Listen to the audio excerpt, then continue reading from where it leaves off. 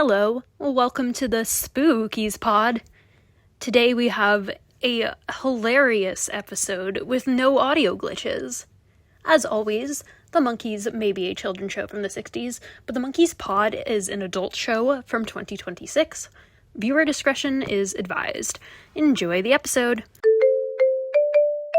Hello, and welcome back to the Monkees pod, a Monkees recap podcast. My name is Sommer. I'm Lisa. And I'm Molly. Today, we have Season 2, Episode 18, Monstrous Monkee Mash. A very snappy title that reminds me of the mid-century kitsch of spookiness, typified by such shows as The Addams Family and The Munsters, which was a potential topic for my historical background. But what I decided to go into instead was the psychotic career of the man that wrote the song The Monster Mash, which this episode is named after, of course. So Monster Mash, as we all know, is a 1962 novelty song for Halloween by a man named Bobby Boris Pickett. It was released in August 1962. As it Poor time of year for that. Along with a full-length LP called The Original Monster Mash, which contained several other monster-themed tunes.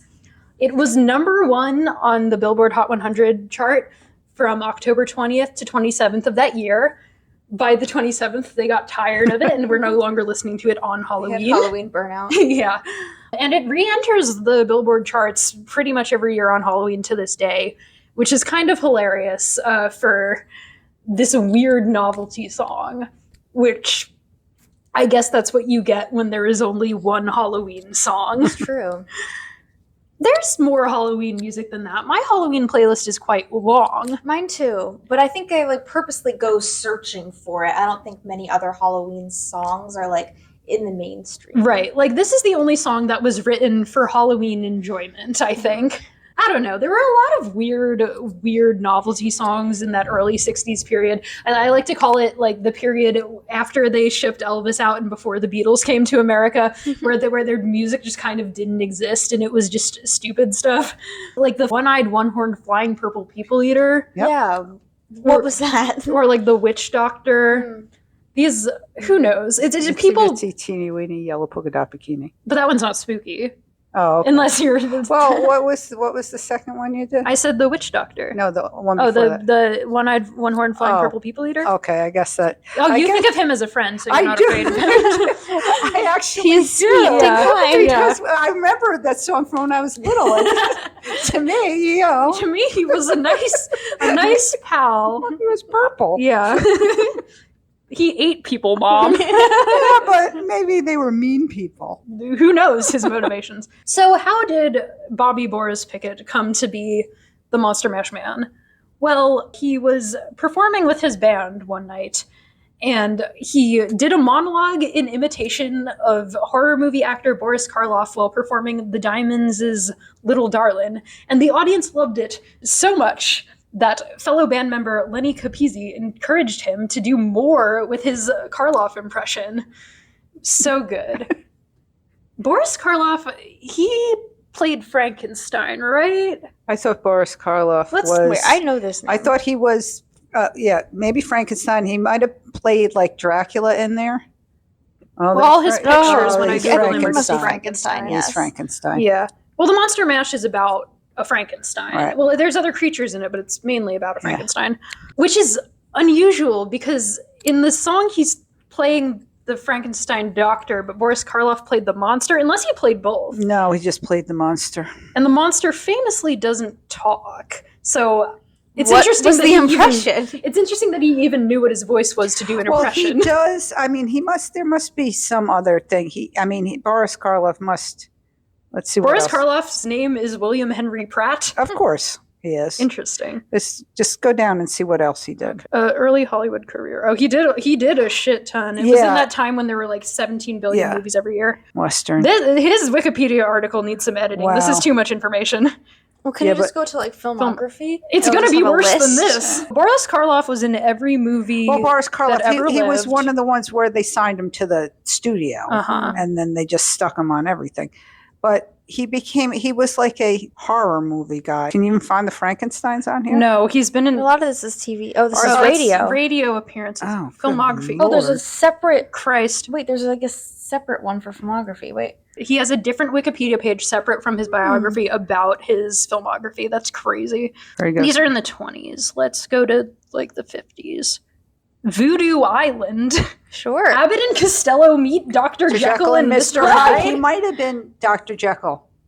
Why were Abbott and Costello there? Oh no, because that The Secret Life of Walter Mitty. Abbott, In and 1947. Abbott and Costello meet The killer Boris Karloff. So by that time he was already I established. remember Abbott and Costello meet the Wolfman. Like, I mean, that was Mhm. that Abbott and Costello met everybody. Son of Frankenstein. Mr. Wong detective as James Lee Wong. Oh, Anyway, okay. Anyway, the Monster Mash is partially inspired by Paxton, who is the record label producer. Gary S. Paxton had an earlier novelty song called Alley Oop. I wonder what the connection is there. And it was also inspired by the mashed potato dance craze of the era. And apparently the way that you actually do the Monster Mash dance is by doing the mashed potato footwork with Frankenstein arms. okay. Oh. Yeah. Sure. I know alley oop, by the way. I know that song. What I don't. How is it? Alley-oop, oop, oop. In what way is it Oops. similar to the Monster Mash? It's I don't know. Okay. I know how to sing it. I though. wouldn't even consider it really novelty. Maybe I haven't listened to it in a minute, but All right. Thanks, Wikipedia. In addition to narrating the song in an impression of Karloff, Pickett impersonated fellow horror film actor Bela Lugosi as Count Dracula with the line, "Whatever happened to my Transylvania twist?" and character actor Peter Lorre as Igor, a role Lorre never played, though he did play numerous deformed eccentrics. And that's another thing, is like people have this perception that Peter Lorre played Igor at some point, but Never he never did. The Played Igor-like people. Igor. Igoric. Did you know that Igor is not named that in the Book of Frankenstein? No, I had no idea. I think the reason I know that is because of our research on the Frankenstein episode. This podcast has been going on so long. The BBC had banned the record from airplay in 1962 on the grounds that the song was, quote, too morbid. is it? It's not. Is it? No. It's really it's- not. Does anything violent happen? No, in they that just song? they dance. just dance. I love the Monster Mash because the plot of the song is that like there's some internal social tensions between all the monsters because the new dance is overtaking the town and Dracula gets sad that his Transylvania twist is no longer appreciated. But then Boris says, "Now everything's cool, Drac's a part of the band." And my Monster Mash is the hit of the land. So I'm glad that Drac came around to the new dance craze and was no longer bitter, and I'm glad we all got along together. A Christmas-themed follow-up, Monsters Holiday, with Monster Motion on the B-side, was also released in 1962 and reached number 30 in December that year. Blood Bank Blues, with Me and My Mummy on the B-side, did not chart. What a surprise. What a surprise. Shocker. This was followed by further monster-themed recordings, such as... He kept trying. He kept trying. The album, the original Monster Mash, and such singles as Werewolf Watusi and The Monster Swim, the latter of which made it to number 135 on the Bubbling Under chart and was credited under Bobby Pickett and the Rolling Bones. Okay. How many people did he think were gonna listen to these songs? It worked once. But the thing is, But you like, gotta diversify. You can't. How does he keep getting money to do this? Who is funding his Monster Mash Well, it's sequels? like the yearly check when Monster Mash charts every year. That's true. That's where he gets his money from. Yeah. That's where he got his money from his entire life, probably. In 1985, with American culture experiencing a growing awareness of rap music, Pickett released Monster Rap. Oh Which describes he was still alive, I guess? Yeah. Living off of this. which describes the mad scientist's frustration at being unable to teach the dancing monster from Monster Mash how to talk. The problem is solved when he teaches the monster to rap. Shut up. This is the same paragraph, and I don't know if it's referring to Monster Mash or Monster Rap. A movie musical based on the song starring Pickett was released in 1995. Starring Pickett. Yeah. How old was he? How old was Can he? you please Google the movie so we can see what the DVD cover looks like? Hold on. Let me. Oh. Uh-oh. Oh.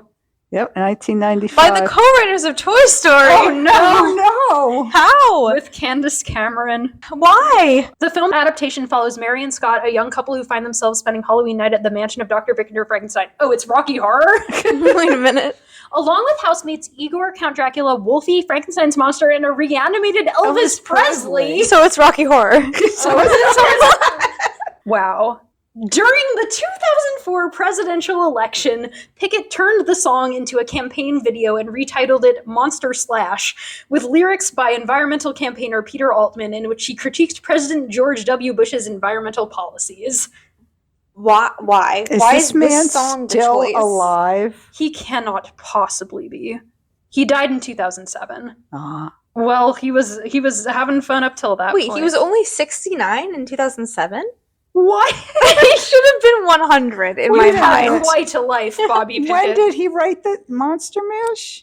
He was born in 1938 and he wrote it in 1962. That How old was was he? 38. I can't do math. 26. So I've got one more year to achieve greatness. Or 24. like Bobby Pickett. Or it's past. And he lived off of this one stupid song. Hey, But he kept trying. he kept trying. entire life. Yeah. He could have just retired with his Monster Mash Millions, but he kept trying to make sequels. Or maybe like that was truly his passion project. Maybe he didn't want them to chart. Maybe he just wanted to make a Rocky Horror spin-off for the whole family, and he had the money. He was just really passionate about monster-themed novelty hits. Yeah. Well, I'm glad we know that. Now let's go to this Monkees episode. Oh, wait a minute. The Monkees. Oh, right. That's right. That says the Monkees. Monkees pod. I forgot. Okay. This episode was directed by James Frawley. It was written by Neil Burstein and David Panich. We haven't seen him in a while. It's a well-written episode. I do like this one. Not a lot of guest stars. Not a whole ton. It's No, a not pretty a huge little cast. insular episode. We have the return of Natasha from The Spy Who Came in with the Cool as our lovely vampire lady. Interestingly, the guy that plays the Frankenstein was in a Frankenstein movie with Boris Karloff in 1958. Okay. The movie was called Frankenstein 1970, which is confusing, but yes. Was it like the future? Maybe. I'd like to watch that and see what they thought 1970 Yeah. was going to be like. Well, I don't know. That's only like about 10 12 years Yeah, later. but still, Right. like, think about what 1970 was Yeah. versus what 1958 That's was. true. This was 51st in production. This was broadcast number 51st on January 22nd of 1968, which is a weird time for this to air. But oddly, it was actually filmed on Halloween. It was filmed October 31st to November 2nd. I don't know why they filmed it on Halloween but didn't air it on Poor Halloween. planning. It was the only time they could get a spooky castle. Yeah. They were like, let's have a theme party in the monkey office. What about the airing of the show? Who cares? This is for us. This is our Halloween. The episode begins. Me and Mom have the exact same note. Spooky Scooby-Doo castle. Hell yeah, Scooby Castle with lightning. is I what love it wrote. when the Monkees parody Scooby-Doo. It happens all the time, unintentionally. It's not a parody. Technically, Scooby it's didn't not. exist. Scooby parodied Yeah, them. the but Scooby prediction. Okay, now I have a question. Are they on an island or is that just on a cliff? I think it's a cliff. It's just a cliff. I just assumed they were on an island. Mr. Spooky's Island. What's it Yeah. called in Scooby-Doo? Is it not Spooky Island? Spooky Island. Davy enters this castle's library living room area with a beautiful goth woman who I have named Elvira. She's Okay. so beautiful. Her name was Lorelai. Lorelai which is also worked a for fitting me. That name. works. I wanted to call her Elvira. She is Elvira. Yeah. Side note, one of my favorite interactions I've had with my dad lately was last year I was explaining to him that Chapel Roan is a lesbian drag queen, and I was like, this is kind of high concept Gen Z wokeness for dad to understand. And he goes, oh, like Elvira? And I'm like, yeah, you got it. Perfect explanation. Yeah. Yes. So thank you, Elvira. Davy sees in this library a Dracula standing still behind a picture frame. And because he has no depth perception, he's like, wow, Elvira, what a beautiful painting.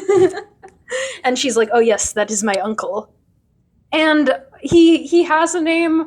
I'm just going to call him Dracula. Does he have I called him Drac. I Yeah. genuinely thought he was Dracula. Yeah. He's Dracula. What was his name? Count Sylvanus Blackula. Blackula. I know, Oh, there right? you go. Yeah. Let's call him Dracula. Let's call him Drac. Yeah. I call him Uncle Drac through a lot of this because he is her uncle. Right. Davy sees and activates a strange contraption, which appears to be some sort of lamp, but instead of a lamp, it is a bat that talks to you when you pull the cord. Yeah. Davy is genuinely frightened and unsettled by this Halloween decoration. It doesn't look like a real bat at all. But then later on, I think they think it's a real bat. Yeah, they're scared of it once again, and it's not scary. It's a mechanical bat. The bat is voiced by James Frawley, by the Of way. course. Thank you, Frog Dog. Elvira wants to give Davy something. She offers him a kiss to prevent him from leaving, and while they're kissing, there's like an insert shot of Uncle Drac looking weirded out. Yeah.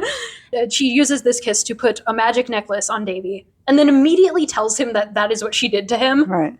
This episode has my favorite villains in the entire show, because at no point are they sneaky or underhanded. Yeah, they just play with the monkeys like they're little dolls, and they tell them what they're doing to them every step of the way. And it's fine because it works. Yeah. Push the plot along. Yeah. So Uncle Drac emerges from his picture frame, and he announces the plan to Davy and Elvira. The plan being, we are going to turn Davy into a Dracula. Easy breezy cover girl. At this point, Davy has a blank look on his face, and it takes a while for them to explain the rules of the magic, so I didn't know if he was supposed to be enchanted at this point, I thought he was enchanted. or if he forgot that the camera was on. I thought he was enchanted, and then he says he's a little short, and he looks at him and turns his head back, and that's the only time he moves is when he gets called short. R.I.P. It is pajama night time in the pad, and for some reason, Micky, Micky's sleeping in the living room. he's downstairs Yeah. asleep on the couch. I guess Mike kicked him out Were of they bed. fighting? It wasn't Yeah. a couch, it was an actual bed. His whole bed. He moved his whole bed He had downstairs. his bed in the living room. He didn't want to sleep in the monkey cool room anymore. Yeah, he was. Peter comes out. Where does Peter come from? None of them come from upstairs. Peter was out having a smoke on the beach. He sneaky creeps back inside and scares Micky, Right. and Micky tells him, "Don't do that." And then Mickey scares him. And then Mike comes in and scares everyone by everybody, turning and on then the the- light. and then they He's turn- like, "Stop staring at each other." The entire show is everybody jump scaring each other the entire time. Yes, this is the main. Except at certain points when they should be frightened. and they're not. Yeah. Micky gets so scared, in fact, that he puts his arms inside of his shirt and, like, out through the neck hole. Okay, I was digging their jammies. We had, This is the same monkey jammies that they always wear. well, Peter's is his normal one. No, all of them is always the same. That- I feel like I that didn't recognize Mike's. Mike, No, Mike's is always the same. Mike had that paisley. He's always wearing that. That's his standard season Okay. 2 pajama. And then Mickey. His were oversized. Oversized stripy, that's his standard season 2 Oversized pajama. that one. stripy, but they're like a jacket. Like the top is a jacket. He's got pockets here. Mhm. Okay. That's what they always wear. Okay.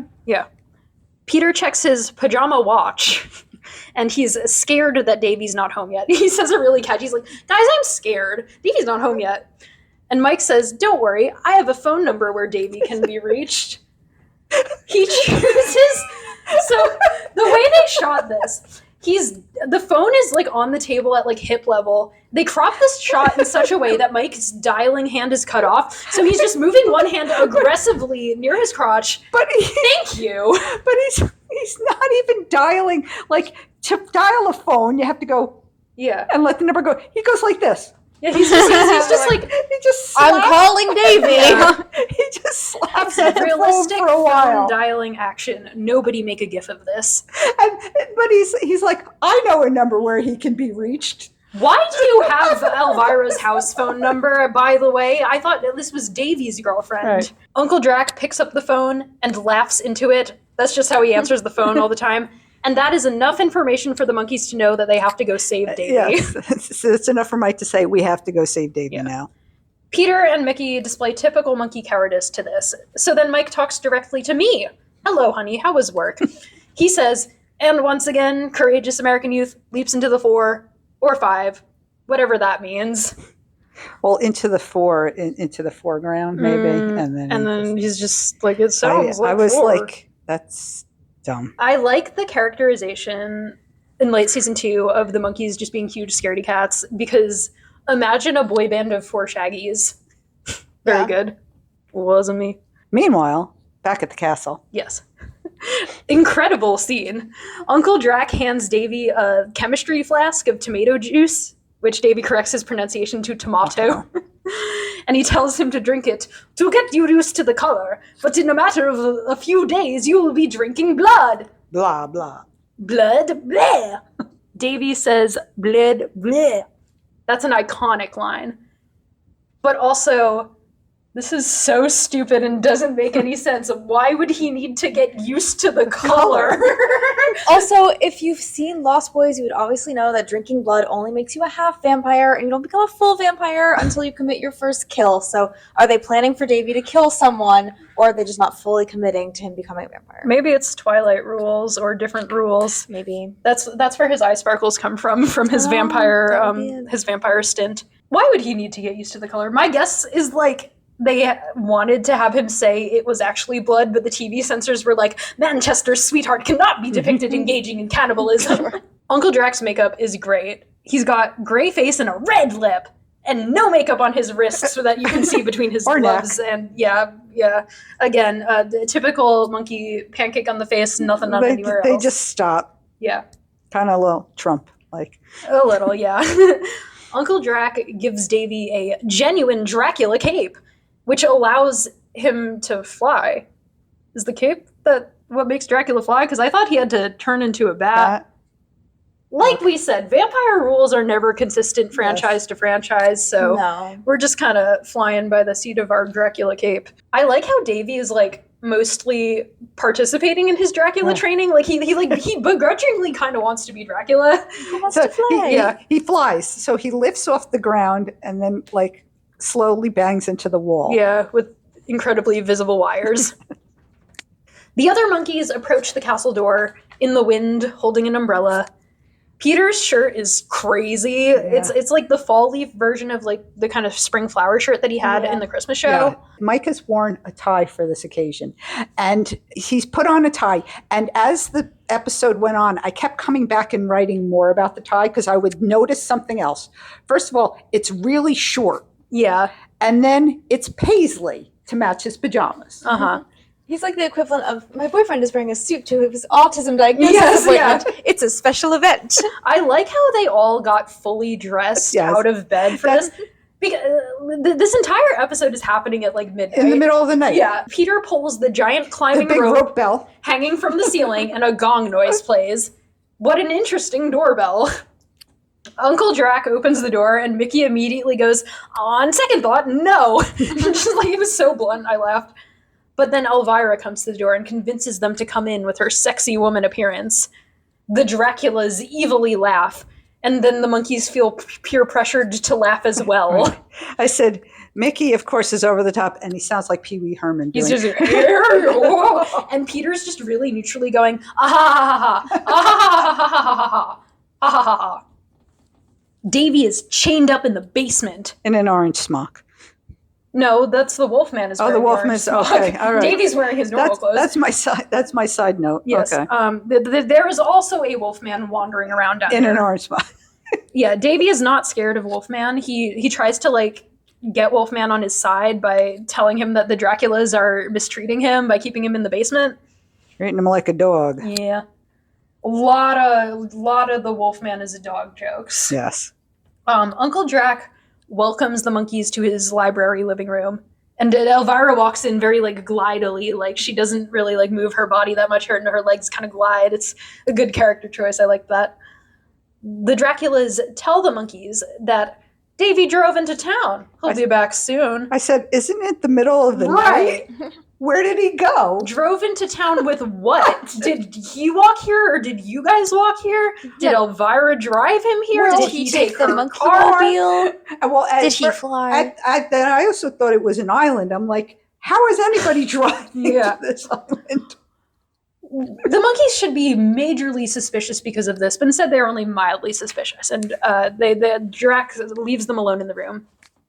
Peter says, you know, I don't know what you guys are upset about. Here we are in the home of some perfectly awfully sweet people, an ordinary man and his niece, who just happened to keep bats in the living room. This mention of bats strikes fear into the heart of Michael. And it causes Peter to stutter and say, "Lats in the biving room." And also, "Dorbliebga, carry bats in the..." This is disgusting. I think he was talking about his own improv. And then we have a moment of fun late season weirdness. This was crazy. Yeah. We see Micky give a scared reaction in response to maybe the bat, maybe that cut was supposed to go a little earlier. I don't exactly know.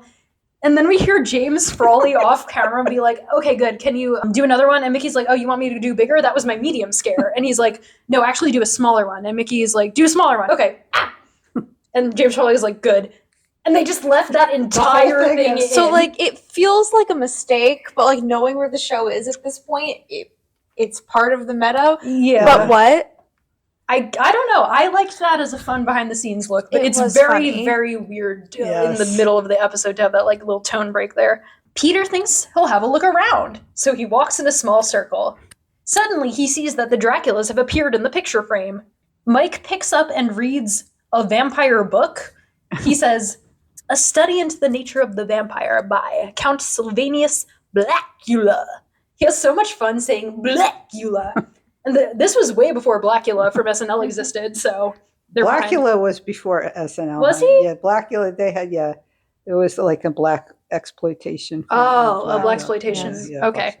I don't know the history of Blackula, but... Blackula was an actual movie. I see. So every time when they're reading this book and they say the word vampire, it like epilepsy flashes random images of Uncle Drac. Yeah. Some crazy editing. Yeah, very disorienting. It was like almost music video like, which is why I guess they included it. But it was so flashy. It was like so quick. Yeah.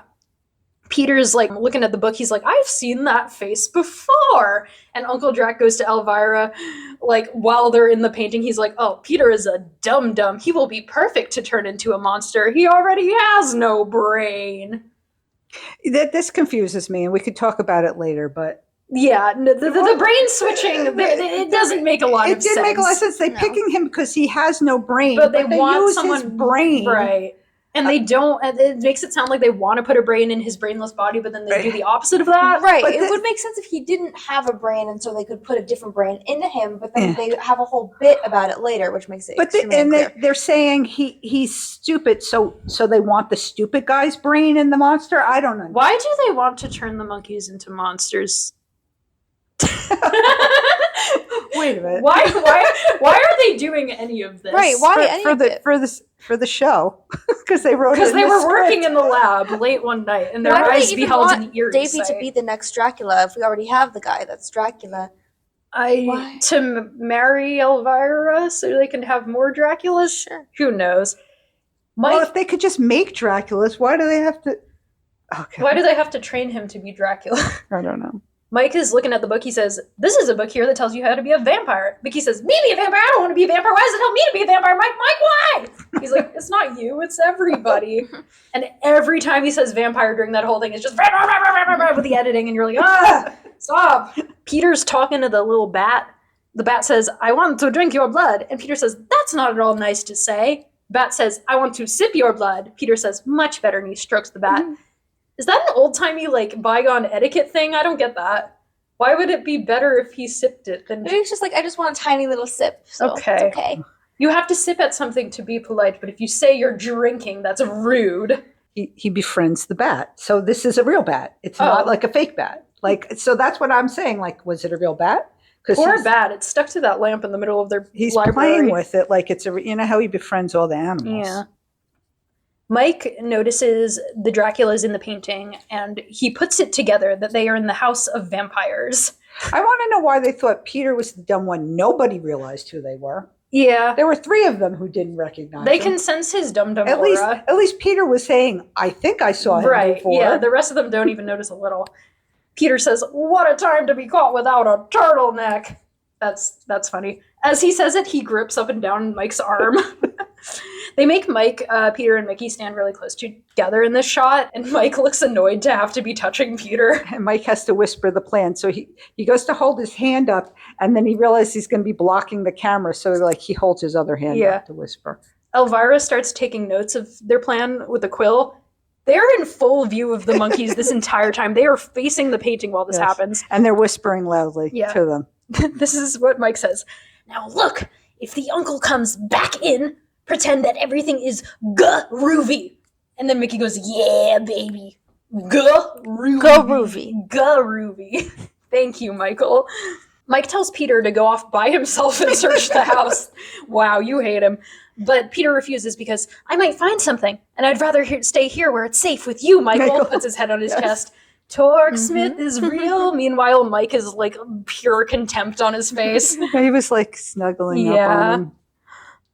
Still in front of the monkey's field of vision, Uncle Drac says, "Go get the magic necklace. The star of Transylvania shall rise again." He like hip checks Elvira out of existence, and then he like shuffles to stand in the middle and goes to us.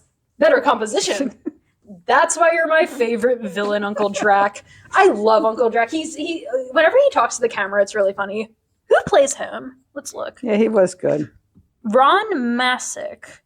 He's a cowboy in his picture. He could have been in another episode As a cowboy, as one a of the many cowboy. cowboy Right. episodes. Yeah. We've had many cowboy episodes. Mike tells Micky it's time to go search the house, just the two of them. In order to tell him this, he like puts his nose up to Peter's head, Yes. and then Micky goes and starts like panting and pawing his ear like a dog as he follows Mike out. He talks through his head. Do you realize that's what he does? Like it's empty. Aww. And then they both immediately get stuck in the door. The inter-monkey-cule jealousy dynamics of that little interaction. And they go face to face on that one, and they like hug. Like they were going in, and it's a huge door, so they only open it like a crack. Right, yeah. And they have to hold it closed while they fight They their way have to through it. actively try to enter that door at the same time. And then he turns around and he ends up like hugging him to get through the door. Downstairs in the dungeon, Davy is continuing his working on the Wolfman. He goes, you've made over 30 movies with him, and you haven't even got second billing. 30? Dracula and Wolfman movies with both of them in it? He must mean like generic B movies of the type that we saw in well, we've seen Boris Karloff's giant we saw his filmography. filmography. It must be those. Right, like no way there was a single 30 movie franchise. No, it's like all those million. Yeah. Abbott and Costello and the Wolfman and Dracula. And he's never gotten second billing. Yes, he has. In a lot of those, I'm guessing Davy's manipulating him. Yes. Davy says that Wolfman should get a better agent, and then Elvira comes down, and Davy tells her Wolfman's demands. He wants a better percentage of the profits, he wants cookouts on the weekends, and he wants to play his own music! Gasp. He felt so rebellious saying that. He felt so sure of himself saying that. Elvira agrees that this is a reasonable deal, and Davy looks happy for Wolfman. I'm glad. Okay, I said Peter has made friends with the bat, and then I realized the bat is Batty Batty Bat Bat from Sesame Street. Oh my It's the Count's. Yes. It's the Count's pet bat. Yes. Elvira apparates into the living room where Peter is. She now has the necklace that she collected off of Davy. Peter tries to leave the room with an excuse about books or something, and Elvira is like, she says something back to him, and she says the word volumes, because she is Transylvanian. And then she proceeds to put the necklace on him by kissing him, much like Davy. But Peter goes, "Hey, aren't you Davy's girl?" And she goes, No. And then he's like, "Oh, okay. Peter, you're a terrible friend." Peter, At least he asked. Yeah. Well, Peter's already in a polycule with Davy, so he's like, let's all share. Now we start to get a sense a little more of how the necklace magic works, because Peter is semi-frozen by it, but Davy was wearing it his whole vampire training, so it doesn't like freeze you ever. Well, we have the line, and they both repeat the line. It says, I feel funny. I've never felt like this before. You fool, it is not my kiss, but the magic necklace. Oh, what a kiss. I've never felt like this before. Oh, what a necklace. I've never felt like this before. So they're in a trance from the necklace. The necklace gives the Draculas control over them, even if they're not wearing it anymore. It just gives them the initial control, but they don't really establish that. So now Peter's semi-frozen. Wolfman comes in, picks him up over his shoulder. We have his butt. Just shoved in the camera. We can see his lovely two-tone green pants. Yes, and also his underwear line. So they must have made him wear underwear. They're like, Peter, they did the shot one time. They're like, Peter, we can see your balls. This is not appropriate for children. Wolfman jump scares Drac, and Drac says, "Don't do that." He's saying, "Don't do that now." And he says, "I've got low blood pressure." He says about Peter, "This one is a dum-dum, and we can control every thought that goes into his head." Maybe that's why they wanted him, because he's easier to manipulate with their magic? Okay. Who knows? He keeps like trying to get Wolfman to put Peter down, and he says to him, "Don't make me use my magical power on you." His single magical power, which is to summon a string of hot dogs, which Wolfman likes. And we know this because he says in English, "I love hot dogs." He doesn't say another word. This is the only The sentence only- he can speak. Yeah, this is his only I expression. love hot dogs. I love hot dogs. They hold him up to his mask and he pretends to eat them Yeah. because this is like a solid snoot of a man. Yeah, there's no mouth hole. Covering his whole face. He's just rubbing the hot dog on the mask. Then they take Peter away to the lab. His bowl cut looks like a blonde acorn. Out in the hallway where Mike and Micky have split up to, Mike is walking with terrible posture, and Micky is like hunched over, holding his hand, very scared. Yes. He's holding, I thought he was holding his hand. He's actually hanging onto his sleeve right above his hand. Like Mike was probably like, do not hold my hand. A mummy walks in, and here is the excellent improv that they have devised for this situation. Ew, are you dirty? Where'd you get that suit? What a mess. Yuck. Ow, you stink. Whoa. James Frawley's sighing behind the camera. What was that, guys? Okay, this mummy is wearing, it looks like a moving blanket. Like, and Yeah. they've wrapped around, that's filthy. Right. And they've wrapped it around him. Yeah, and it's they- like it's not bandages. It's like a single piece that like Yeah. unzips. It literally, and they have a cross on the back that's holding it on, but it Yeah. looked like a moving blanket to me. Right. Probably because it was dirty. Yeah. Micky and Mike's comments are all absolutely true, but they were also very, very like poorly rehearsed. And once the mummy leaves, they immediately become scared again. Mike says, "We can't leave now, man. We haven't found Davy." And Micky says, "We can form a trio." They look in the Peter for library, but he's gone. Micky says, "Maybe we make it a duet." Mike's like, "No. If you get lost, I'll be a single." Mike locks in for a second to give him the ba-dump, and then immediately goes back to like being like, "Micky, come on," as Micky sings, "Here I come, walking down the street." I get the funniest looks from all the people I meet. He somehow got the words to the theme song he's surely heard 75 billion times slightly wrong. Hey, I'm a monkey. And Mike just keeps going, Micky. Micky, stop. Micky. But he did lock in to give him the butterlump, though, so I like that. People commenting on the scene are like, "Isn't it so spooky that it predicted the order of the deaths of the Monkees when they said Davy went first and then Peter was gone and then he was like, Mike, It's don't true. leave." My first thought was, does Mickey sing this at his concerts? This Here I version- come, walking down the no. street. Oh no! But you know what I think is a more spooky coincidence is in Head, the lady pleasure scene. She kisses them in reverse death order, like some kind of portent. I don't know. Interesting coincidences. This is the stuff that Paul is Dead is built off of. So I have a question with all these. If you go through every time they ever say their names or they're ever all presented as fours, and you made or I guess you could chat GPT to get to do it instead of make a spreadsheet. ChatGPT isn't gonna know that. ChatGPT doesn't have that power. Okay, not But like, ChatGPT. but like if you combed through it, Yes, Right, if you either you did it yourself or used AI to help you, whatever. I'm sure it's completely random. You know what I'm saying? I think the reason people point it out is because specifically he's like, we can form a trio, then we would be a duet, then a single, and they're like referring to the Right. way they would perform. Like they really make a deal out after. of it, and then Mickey sings about being alone. Yeah. And it's a spooky episode.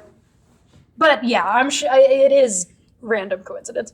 Mike finds and then immediately enters a secret Coraline door because he's a horror movie white person with no survival instincts. And it's really low, and he's the tallest guy, and he like has to crouch down Yeah. and go through it. It is a Coraline door. Micky doesn't follow him. He turns to the Wolfman, And doesn't get scared. Yeah. This is who's been following them this whole time. Yeah, he's like, "You ought to get a haircut. They won't let you in Disneyland." They're very concerned about being let into Disneyland. and he also at this point starts doing the super squint. Mm-hmm. And like maybe he doesn't see him because he's got his eyes closed. He's trying to see in the dark. But then he does realize that it is in fact Wolfman, and he runs to barricade himself in the library, where Elvira is already waiting to Yes. seduce him. To appear brave to her, he says that his middle name is Danger, but then takes it back by saying his last name is Chicken. George Danger Chicken. The Wolfman's trying to get in the door, so he's scratching it, and it's obviously just a set, the wall, and there's a table there, and they have a candelabra with lit candles on it, and As part of the barricade. and it's shaking every time it hits it. I'm like, they're going to start They're a gonna fire. set that set on fire, yeah. Elvira does the necklace seduction on Micky as well, and then gives him over to Wolfman, who's inexplicably eating a banana now. Yeah. But can we do the what a kiss? Yes. Because I thought that was funny, Yeah. what she said. So they repeat the same thing. What a kiss. I've never felt this way before. You fool. It was It's not my kiss, but the magic necklace. What a necklace. I never felt this way before. And she cuts him off and she's like, shut up. It's like enough already. Well, Elvira, that's your fault for repeating the same second line of dialogue to every boy in the same way, so don't be so predictable. I thought it was funny Yeah. that she was like, shut up. Yeah. Yeah, I don't know why the Wolfman has a banana. No. It's not like the actor just had it or something, because you can't eat through the He mask. can't eat through the mask. He just loves every forcing phallic different food times. so much. They ran out of hot dogs. So he opens the door, climbs over it, and then he leans on him and he pretends, and now he's pushing the banana into the mask. Yeah.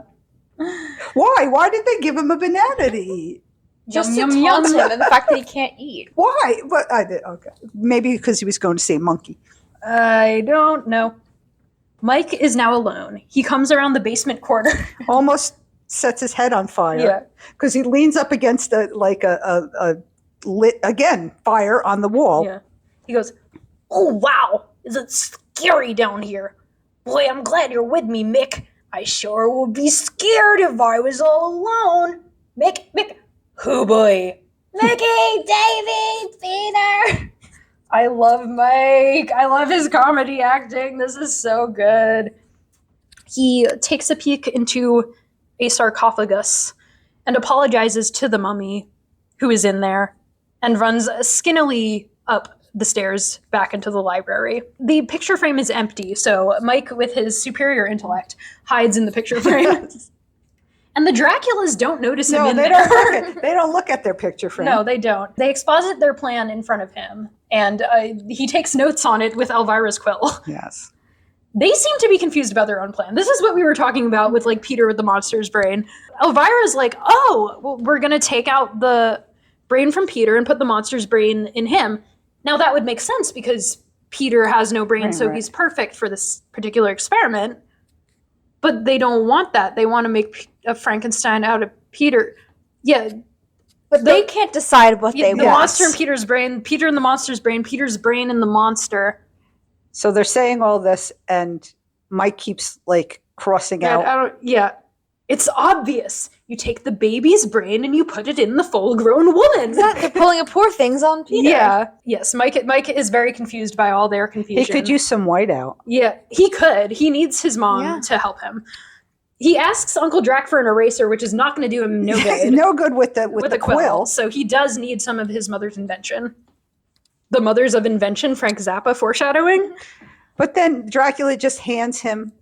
Yeah, Dracula doesn't care. Doesn't care that he's there. Yeah. Taking notes. That's another reason I love the villains in this one. They have a similar relationship to the plot that the Monkees do, in that they don't care and they're just there for the ride at this point. They're just doing what it says. Yeah. In the basement, Davy and Micky are both chained up, and they're wondering what it'll be like when they get turned into monsters. Apparently, I was decided that they're making Micky into a wolf man. They didn't tell us that, but I guess it's a fair assumption. Davy's arms are up next to his head, his arms are shackled because the chain goes behind his head. Yeah, and it's almost above his head. So he's shackled like this. Micky is slouching down to be on Davy's level, and his arms are by his armpits. So in order to properly picture how it will be when they're monsters, they shadow realm into Dracula and wolf costumes. And Davy requests from the shadow realm a horror movie hot girl victim, and then Valkyrius walks past, which makes Davy say, oh, yeah. Cool it, man. Don't be like that to your friend. And then Dracula walks in, and he's like, I see you are dressed already. This next scene is amazing. Micky's like, what are you doing in here? This is our fantasy. Davy says, yeah, we're the Monkees. You see, in every show, we do a fantasy sequence where we romp around and jump and do funny things, and nobody interrupts us. Nobody. And Dracula's like, oh, really? Then try and take off your monster makeup. And they can't do it. Well, Micky is pulling at his mask, and Davy is just like pulling at his face. He's not trying to wipe it off. He's like, oh no. Yeah. And My face. Mickey is actually moving his mask, though. Yeah. It's like moving He can around. get it off. He could Yeah. get it off if he wanted to. Davy calls for Jack Williams, who is the prop guy. So I don't know what he's going to do for you. It's probably just his favorite crew member. The camera then pulls back to show Dracula in the director's chair, for he is in control of the Shadow Realm now. He has replaced James Frost. This is genuinely so funny. The acknowledgement of the Shadow Realm, and now the Monkees are like scared because they can't. Now anything could happen now. Mike runs around a basement corner. Okay, this is when he almost lights his head on fire. Yes, he runs around the corner with aggression and fear. He stands up with swagger, and then he falls down the stairs with the elegance of a young Bambi. This is my favorite shot in the show. I love how he falls. Mike hears Dracula coming, so he hides in the sarcophagus with the mummy. I called him Stinky the Mummy. He was afraid of that mummy before, but the fear now of Dracula he's is like, greater. I'm just going one stop or something. Yeah. Like he's getting on. You can see clearly that it's open in the back. Like he opens up and there's space back there. There's nothing. The Draculas and Wolfman come in wheeling their two Frankenstein experiment beds that are covered and you don't see what bodies are on them. And Uncle Drac says, "Hurry! Here we are in my beautiful laboratory, in my beautiful castle, in the dungeon with a beautiful fake backdrop." I loved that. Uncle Drac, you're so good. But when Mike came running down, I'm like, oh, look at that backdrop. It's so fake. It's so fake. Yeah. And then he points at the bodies. He goes, "Here we have Frank and Stein." Looks directly at us. Little joke. Uncle Drac, you're the best. I love you. You should be in every episode.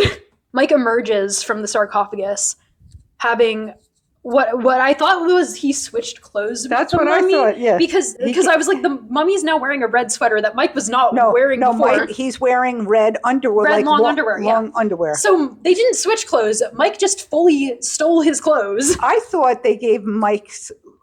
That was Mike's red underwear. Mike wearing that as underwear. Yeah. Or I was the think- mummy wearing underwear underneath his bandages? I think the mummy was wearing underwear underneath his bandages. Sure. Okay. And that Mike just stole his clothes off of him. Okay. And he's like, I'm sorry. And the mummy's like, Dracula requests the presence of his lab assistant, the mummy.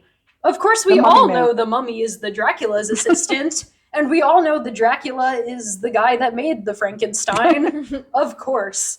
They're really playing with and the they lore have a here. wolf man Yeah. that They all guards live. that they use as a guard dog. Well, in Monster High, that's kind of how it is. So, but in Monster High, the mummy is the bully, and the Frankenstein is the new girl at school, and the Dracula is the girly girl.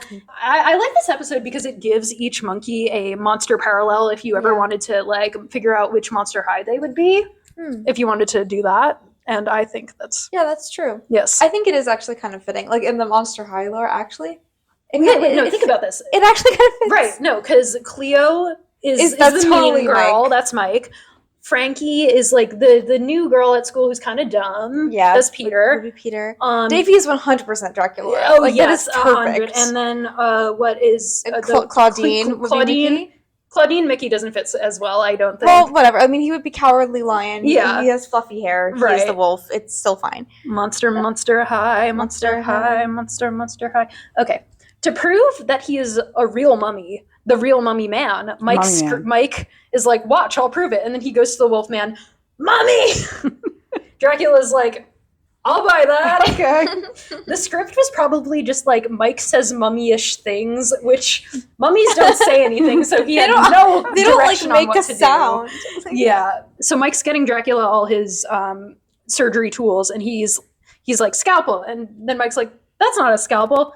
That's a bone chisel. What is it for? It's for splitting. I'm gonna split.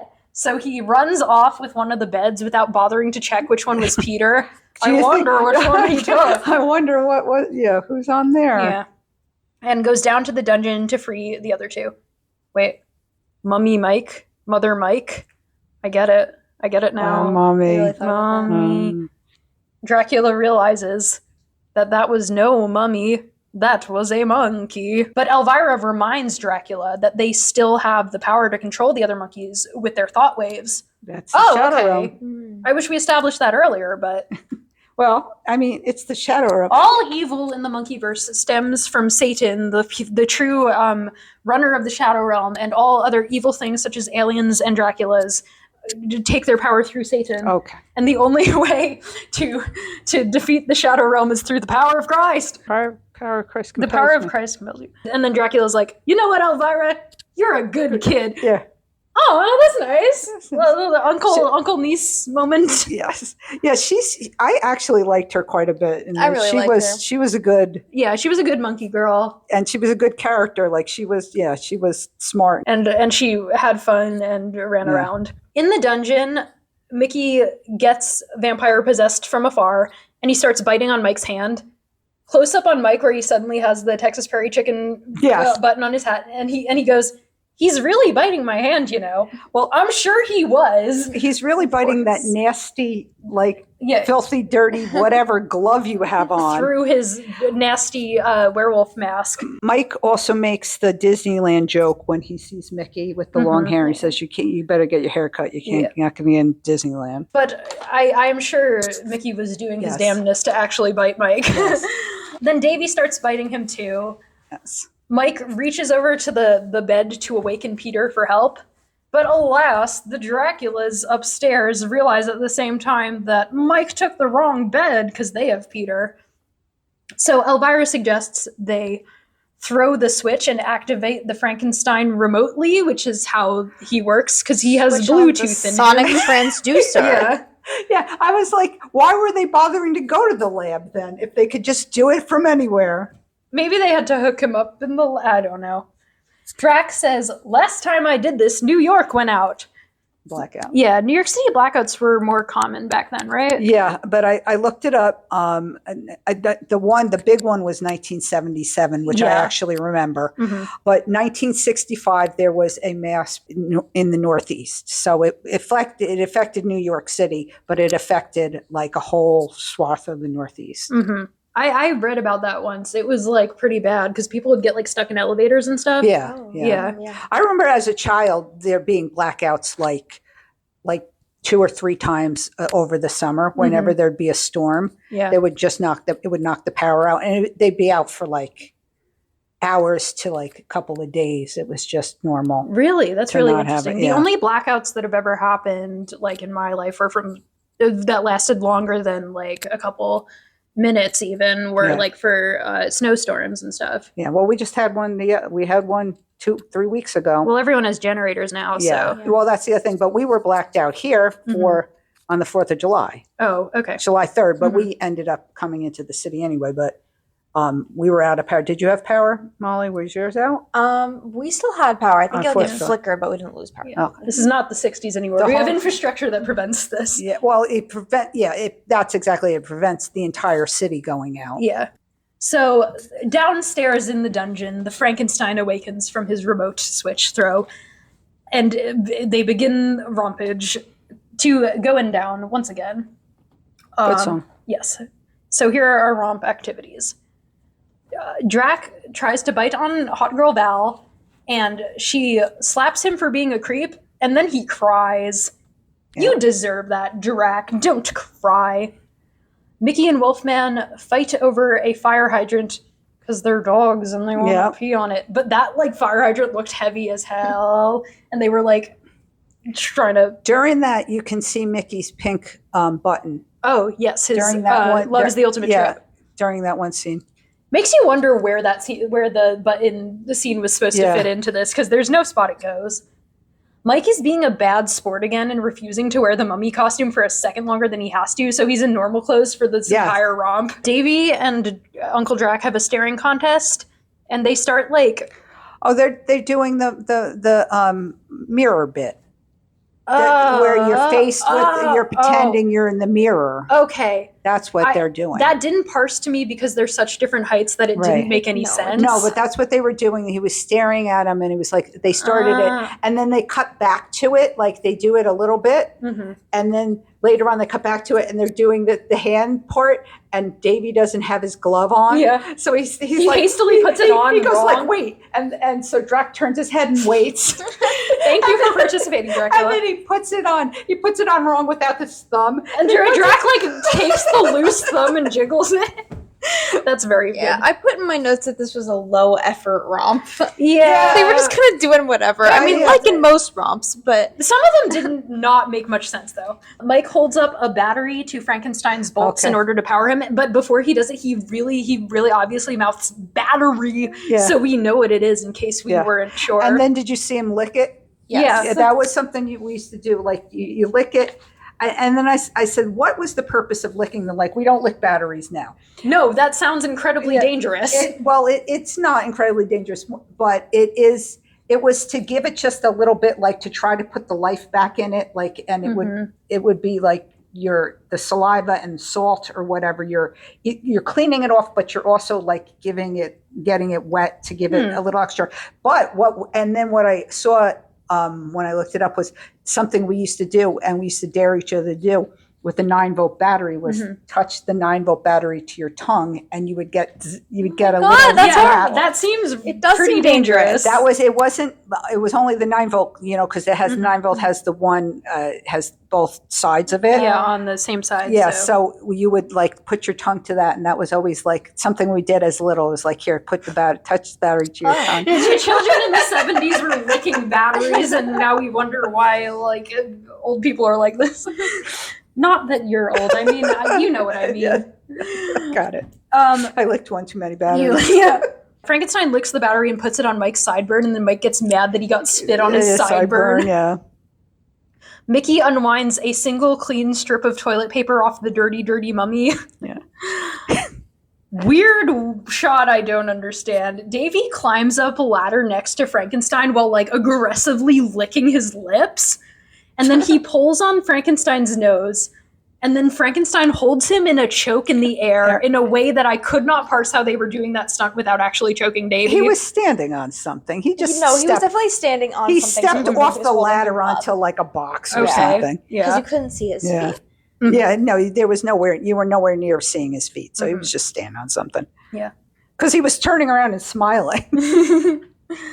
Elvira dances with the suit of armor. The suit of armor has been a prop in the background. It just wasn't that interesting, so we didn't mention it. But which was moving the whole time. There's a guy in there, and it's wearing a top hat. But suddenly has a top hat. Yeah. And then Frankenstein steals him away, and Elvira gets mad. They do the thing of like people are dancing and then someone steals them and they get mad in like every romp these days. Yes. Okay, they throw a bone for the Wolfman to chase. Peter throws a bone for the wolf. He was always in his regular clothes, though. He didn't get changed. Yes, he never became Frankenstein. They just threatened to do it. Peter uses the dusty prop box lollipop to ward off Dracula as if it's a cross. Yeah. And they both put their mouth on it. At the same exact spot. Like he licks it and then Drac takes it and turns it and licks in the same spot. I'm like, okay, maybe that was the only spot without dust on it. Yeah. And we didn't shoot enough footage, so here's some running B-roll from last year. I don't know. Yeah, we see them run outside of the spooky castle, kind of without explanation of how they got out of the spooky castle, but they are free. And I don't think that's what that was. I think they were just putting anything there to fill the time because they appear to be free. Because they're back in the. They like forgot to show a shot of them defeating the monsters or even tying them up or anything. They're just suddenly home. They're not home. No, they're not. They're back in the library. Yeah, they're in the library still. And they're like, well, we defeated the monsters.